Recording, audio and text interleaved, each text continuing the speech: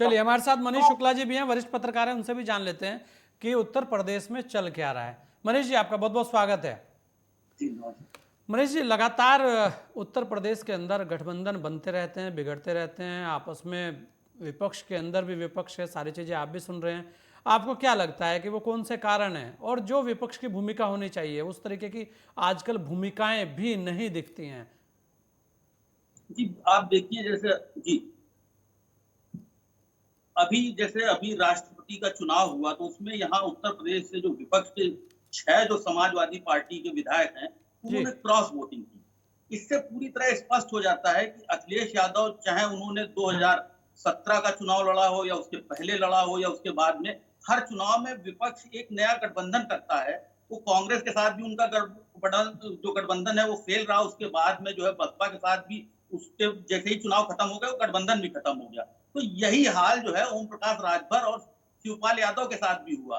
ओम प्रकाश राजभर जो है वो अपने बेटे के लिए एक एडजस्टमेंट मांग रहे थे। आपने जयंत चौधरी को राज्यसभा दिया और उनके बेटे के लिए अगर नहीं दिया तो ये राजनीतिक गिव एंड टेक का पूरा पूरा फार्मूला आजकल चल रहा है। सत्ता के लिए राजनीति हो रही। तो ओम प्रकाश अगर छिटक के इधर आ गए हैं या आज बिल्कुल उनके सुर बदले हुए हैं, वो अखिलेश यादव के खिलाफ बिल्कुल हावी हैं, तो इसका सीधा सा कारण यही है कि जो अखिलेश यादव से वो चाहते थे वो उनको नहीं मिल पाया। और ये जो 2022 का जो चुनाव था, आप देखिए उसमें बहुत बड़ा एक जो है विपक्ष के तौर पे अखिलेश यादव को वोट मिला, सपा को वोट मिला।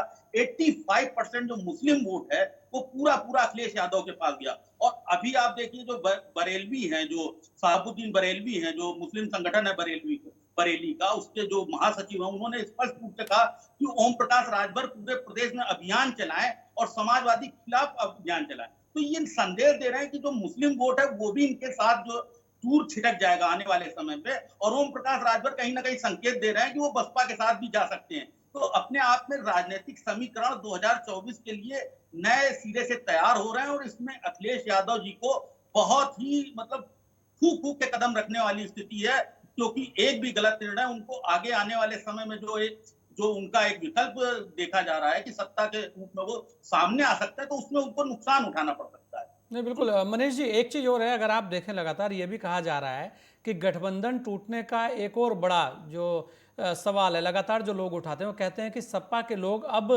जो धरातल पर जो सड़कों पर आंदोलन करते थे वो अब नहीं दिखते। ये भी लगातार विपक्ष के लोग उनके ऊपर ही, और यहां तक कि अब तो अपने लोग भी सवाल उठाने लगे हैं। जी जी, बिल्कुल। भाई ओम प्रकाश राजभर ने जो पहला स्टेटमेंट दिया है अखिलेश यादव जी के खिलाफ, वो यही कहा कि वो एसी की राजनीति करते हैं, वो कार्यकर्ताओं से मिलते नहीं हैं। उनका एक अपना एक कैबिनेट किचन है जिससे वो बात कर लेते हैं, निर्णय ले लेते हैं और वो थोप दिया जाता है जनता पर। वो रामपुर नहीं जाते हैं।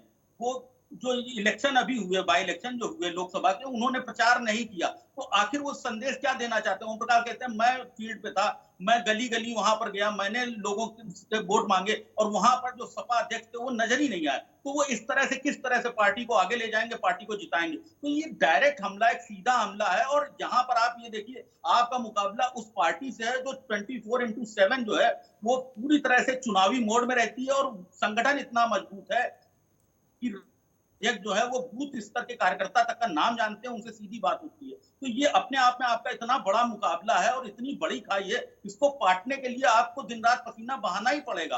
आपको जनता को संदेश देना पड़ेगा कि हम आपके लिए खड़े हैं, लड़ रहे हैं। और तभी आप साउथ की राजनीति देखिए या ममता बनर्जी की आप राजनीति देखिए, सत्ता में होकर भी वो विपक्ष की जो एक भूमिका निभाती है, जिस तरह से जमीन पे आके लड़ती है अपने विरोधी के खिलाफ, तो अपने आप में जो उनका सपोर्टर है वो मजबूती से उनके साथ खड़ा होता है। और यहाँ पर उत्तर प्रदेश में क्या हो रहा है कि जो बड़े दल हैं जैसे बसपा हो गया या सपा हो गया, तो इन लोगों का अपना जो एक राजनीतिक जो एक स्टाइल है वो अपना एक, अगर मान लीजिए सत्ता में है तो इन्होंने खूब आगे बढ़ के भूमिका निभाई, लेकिन विपक्ष में आते ही साइलेंट मोड में चले जाते हैं। चाहे बहन जी हो, बहन जी भी सत्ता जब तक नहीं आती है वो पूरे अपने जो अपना उनका वो दरबार है, अपना जो घर है, वहीं से वो राजनीति संचालित करती हैं।